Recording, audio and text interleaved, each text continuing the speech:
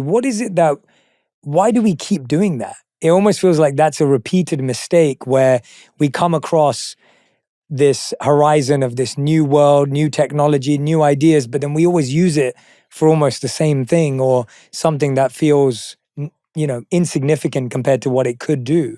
Where are we going wrong? Why can't we get that right? Well, it's kind of amazing how well humanity has done. The violent death rate over hundreds of years have gone down a lot. More recently, we've gotten vaccines out to children and gotten the annual death rate from 10 million a year at the turn of the century down to about 5 million, vaccines being the biggest part of that because we got them out to most of the world's children.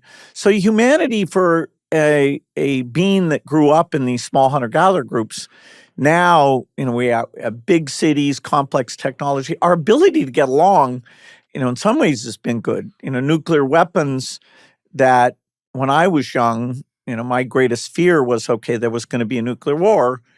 And I do worry the current generation doesn't have that exposure to it. So we're, the arms treaties and, spending too much money on building those weapons. I do worry that we've lost track on that one, but at least, we haven't used those.